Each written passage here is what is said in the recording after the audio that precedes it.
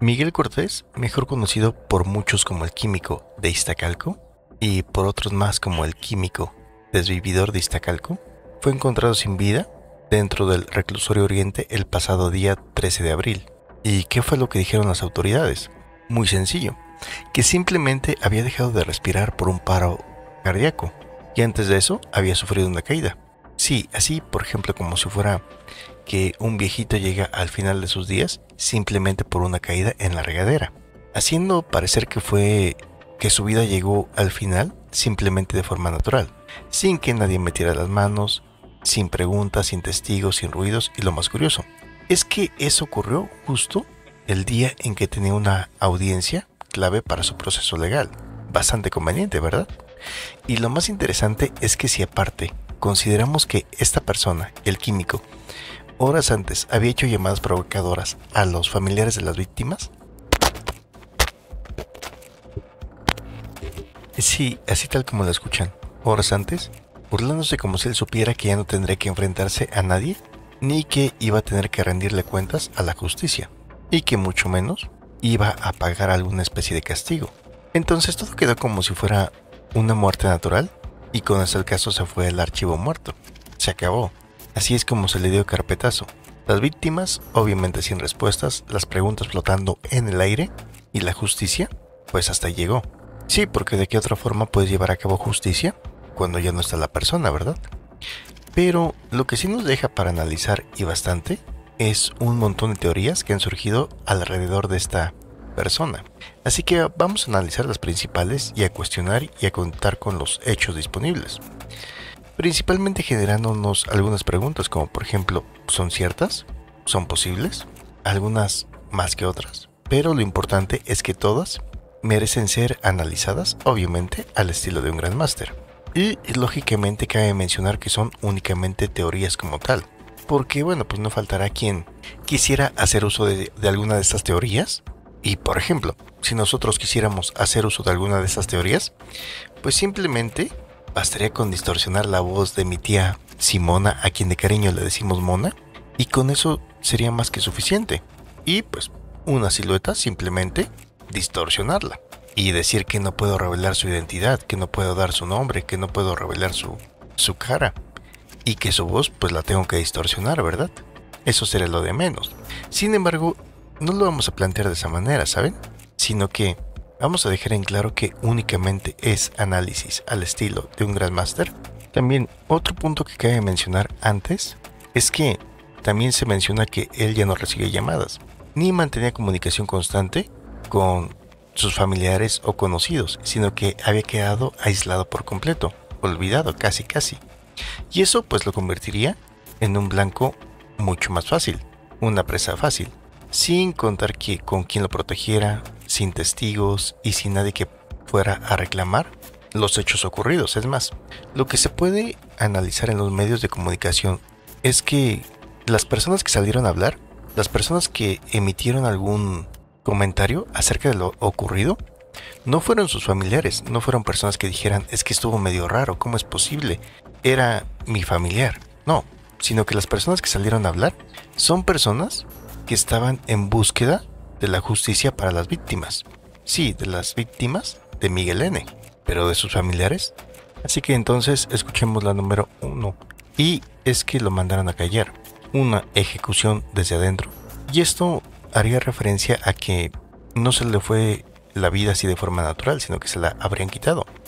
Que no fue un accidente, que no fue un infarto, que no fue un desgaste emocional, sino una ejecución silenciosa. Un mensaje que se cumpliría en el momento adecuado. En este momento, Miguel Cortés no estaba en población general, pero no porque lo estuvieran protegiendo ni nada por el estilo. Él estaba en el área que se conoce como el COC, el Centro de Observación y Clasificación. Un área donde meten a todos los reos que todavía no han recibido sentencia definitiva, es decir, estaba en el limbo legal, en espera, sin condena firme, y por lo tanto sin derechos plenos de visita, sin comunicaciones abiertas, sin llamadas, sin contactos, sin ojos encima, en teoría, ¿verdad? También, ¿recuerdan el reportaje que analizamos el día de ayer sobre el caso de Miguel N.? El reportaje hecho por el periódico El País, donde mencionan que incluso el olor que despedía Miguel N. ya no era muy agradable que digamos. Y entonces, de ahí es donde podemos deducir que Miguel N. ya tenía semanas mostrándose deteriorado, descuidado, más delgado, sin higiene, pero que aún así todavía conservaba el aire de superioridad. Y eso no es porque nos los haya confesado a manera de secreto a alguna persona por el estilo ni nada, sino que lo analizamos de la información del periódico El País, ¿lo recuerda? Entonces, el día 12 de abril, antes de dejar de respirar, hace llamadas a familiares de sus víctimas. Les habla con burla, les dice que no se arrepiente, les dice frases como si supiera que ya no tendré que enfrentarlos jamás. Y el 13 de abril, día en que tenía programada una audiencia clave, aparece sin vida. ¿Y qué dijeron las autoridades? Pues que simplemente había sido una caída y luego un paro cardíaco. Sí, así de simple. Entonces, en esta teoría, en la cual tenemos el lugar apropiado, la fecha ideal, antes de que se comenzara a revelar más información, y que aparte también se contaba con la víctima vulnerable, y un sistema completamente dispuesto a no escarbar más allá del primer comunicado. Y lo que nos dice la teoría es que pudo haber sido una cuestión de venganza, un castigo por provocar a las personas que lo rodeaban, incluyendo otros compañeros, incluyendo custodios, o quizás también fue una orden superior, una limpieza institucional, un mensaje con destinatarios que aún no conocemos. Y aquí es donde principalmente la gente utiliza la frase de es que Miguel sabía demasiado, y justo antes de hablar se aseguraron de que quedara sin voz. La otra sería, ¿lo silenciaron para proteger a alguien más? Y aquí es donde comienzan a asociar que Miguel Cortés dejó de existir justo antes de declarar, y que como tal no es su silencio lo que importaba, sino también a quienes protegió ese silencio. ¿Y en qué se basa esto?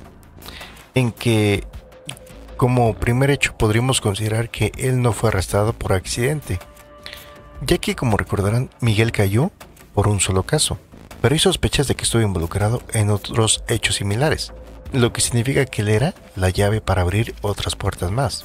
Y no es teoría vacía, él mismo lo dijo, casi ¿no? Que lo habían agarrado por una, y para las demás le tendrían que hacer pues como pudieran o como quisieran.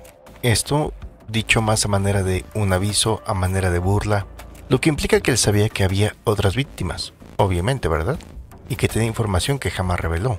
Ya que recordemos, es detenido precisamente porque por azares del destino, al momento de estarle quitando la vida a su vecina, un adolescente, pero previamente abusar de ella, recordemos que por azares del destino, la mamá de esta adolescente se regresa, y es cuando encuentra a Miguel N. Y sí, es decir, le estaba quitando la vida y previamente había abusado de ella, era su vecina, y como tal no lo había hecho en un callejón, no lo había llevado a cabo en un lugar lejano, no lo había llevado a cabo en una reunión, no, lo había llevado específicamente a cabo en la casa de su misma vecina. Es decir, después de ver cómo había preparado todo, en los diferentes casos en los que, incluso aunque fuera el sospechoso principal, pero que de alguna manera había movido muy bien cada una de las piezas para salir bien librado, en esta pues te das cuenta que no era una cuestión de que algo de repente se salió de control ni nada por el estilo, sino que en esta ocasión en específico sí ya era algo bastante obvio lo que estaba llevando a cabo. E incluso recordemos que hay un momento en el que también lo mencionamos aquí, en el que los policías van siguiendo el rastro de la sangre y llegan precisamente a la puerta donde vivía Miguel N. Entonces tocan y pues él todavía sale a recibirlos.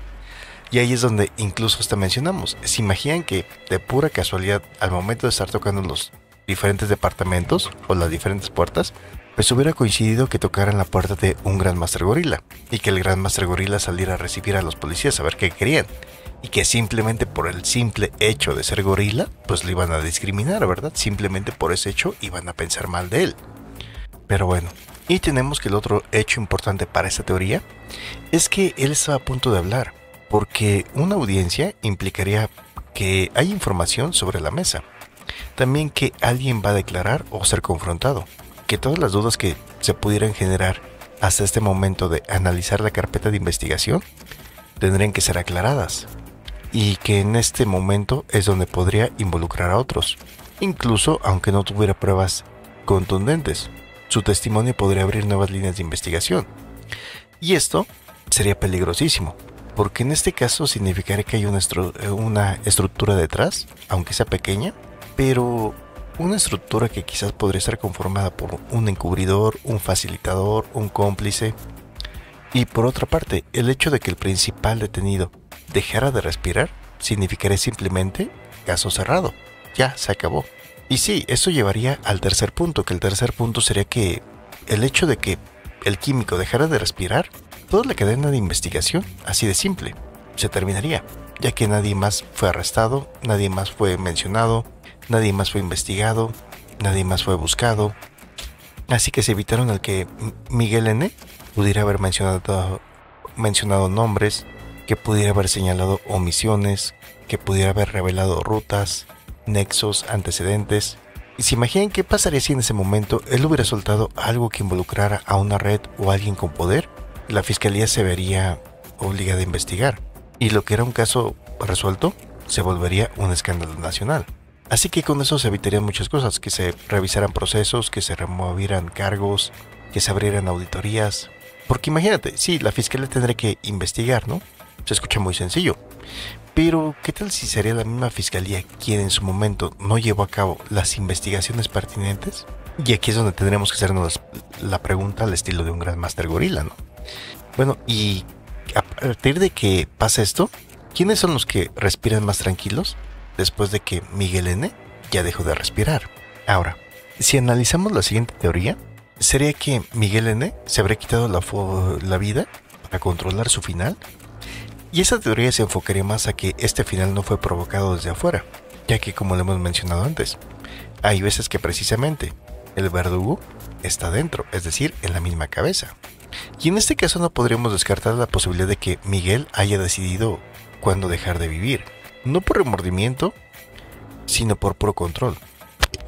Y aquí podríamos aplicar una master frase, ¿no? Cuando esto se lleva a cabo no por desesperación necesariamente, sino más por estrategia. Y es que a Miguel Cortés le etiquetó como asesino primero, luego como monstruo, luego como desvivido. Pero muy poco se ha considerado acerca de que, ¿y si Miguel planeó todo hasta el último segundo?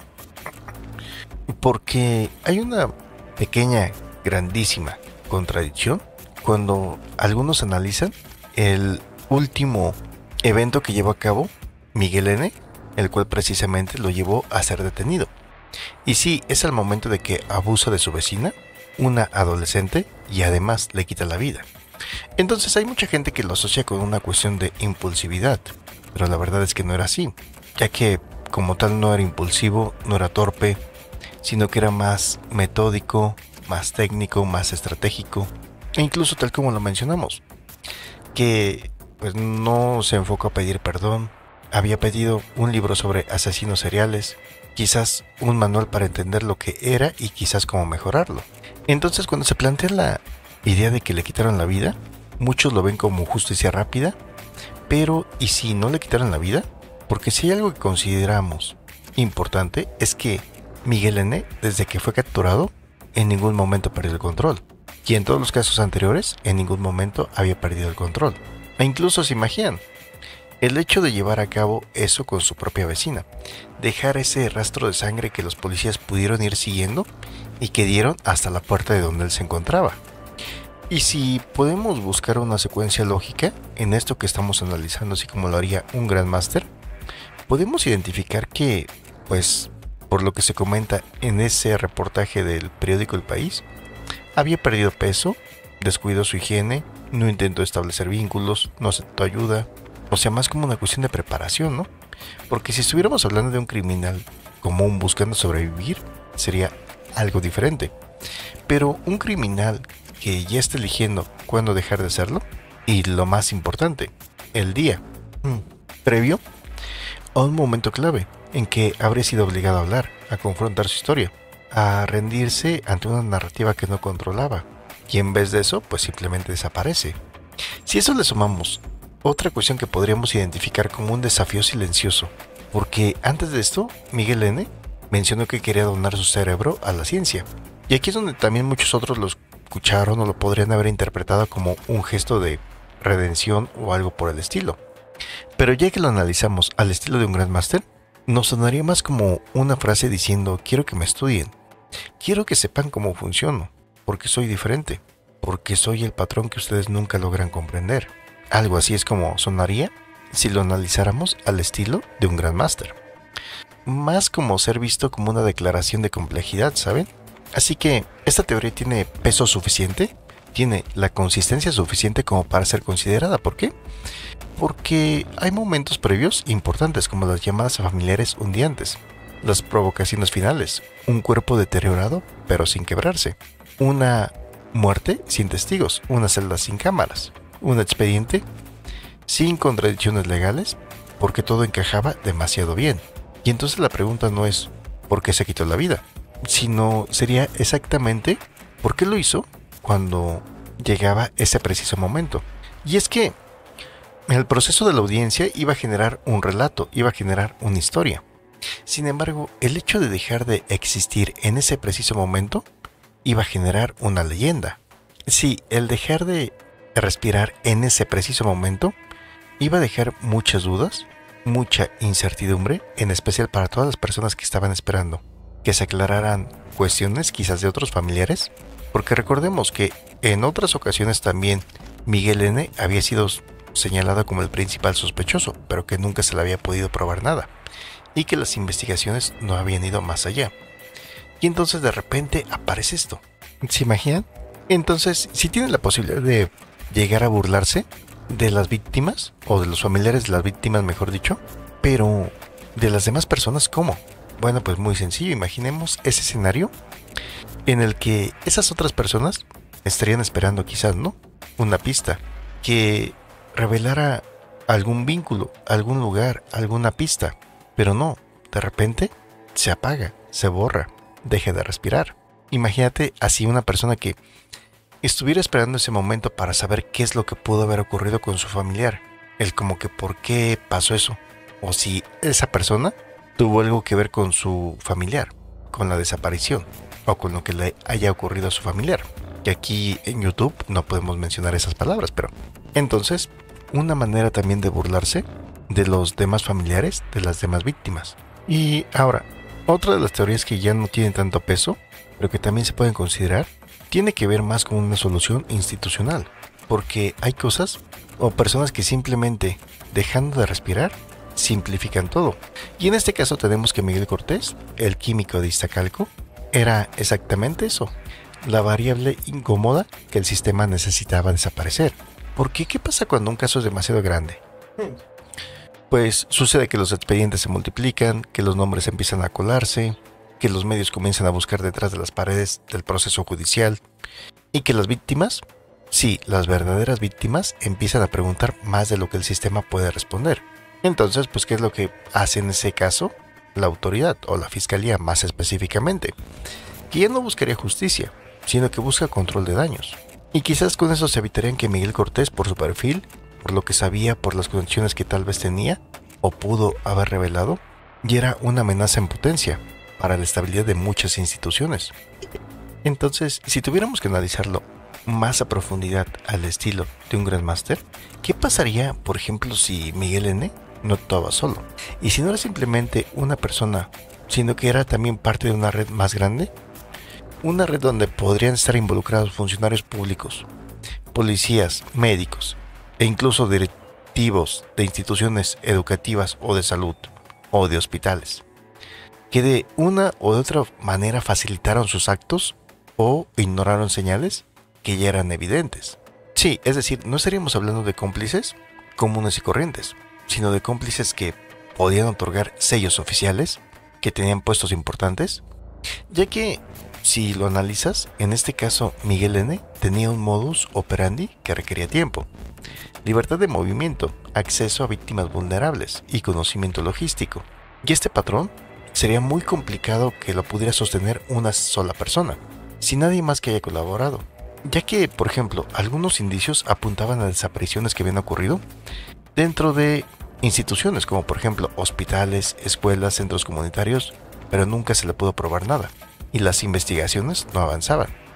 Así que podemos imaginar un escenario, ¿no?, en el que Miguel N., después de ser detenido, comienza quizás a tratar de negociar, no por miedo, sino más por una cuestión de control. ¿Y qué tal se aplica una de esas frases como por ejemplo la de no me detuvieron por lo que hice, me detuvieron por lo que saben, pero resulta que lo que no saben es aún peor? Y si eso que aún no se había dado a conocer incluía nombres de funcionarios, nombres de personas que nunca debieron estar cerca de una víctima, es decir, como facilitadores, nombres de quienes pudieron frenarlo antes y no lo hicieron. Algunos podrían decir, sí, bueno, es probable por el tema de que en México esos procesos llegan a ser muy engorrosos, llegan a ser muy tardados. Pero, ¿y si no solamente fue por eso, sino porque detrás había algo más interesante aún? ¿A qué me refiero con esto? Que podría ser que se fuera a revelar información aún mucho más importante, ya que como podemos identificar en esta narración, pues algunos pueden quitar la vida con un cuchillo, algunos con una arma de fuego, pero hay quienes quitan también la vida con un sello, ¿saben? O incluso simplemente por omisión. ¿Y qué tal si no solamente iba a salir el nombre de Miguel, sino también de los otros personajes que hacen esas otras funciones? Ahora, otra de las teorías que también se manejan es que posiblemente, ya al tener un aspecto descuidado, al tener una pérdida de peso considerable, como se describe, quizás simplemente dejaron que él solito se fuera quitando la vida. Pero la verdad, esta teoría no tiene mucha base, no tiene mucha credibilidad, porque coincidiría perfectamente, y eso sería más complicado, que coincida perfectamente con el momento en el que se iba a revelar más información. Entonces, ¿qué opinan acerca de esto? Por el momento, tenemos que esa super investigación que prometía mucha información, no solamente desde el punto de vista del morbo, sino desde el punto de vista de que quizás muchas personas tendrían respuesta de qué era lo que había pasado con sus familiares o sus conocidos, o si tenían alguna relación con este personaje, pues todo eso termina, todo eso llega a su final, ya que como te podrás dar cuenta, no hay silencio más conveniente que el de aquel que iba a hablar y ya no puede. Y es que esto llegó en el momento más funcional para todos, menos para la verdad. Así que quedó una carpeta cerrada, el sistema respiró aliviado y las víctimas como siempre, con una esperanza que aparentemente llegó al final. Entonces, ¿qué opinan acerca de esto? Ya saben, dejen sus comentarios, dejen sus me gusta y sobre todo, sus manos en oración.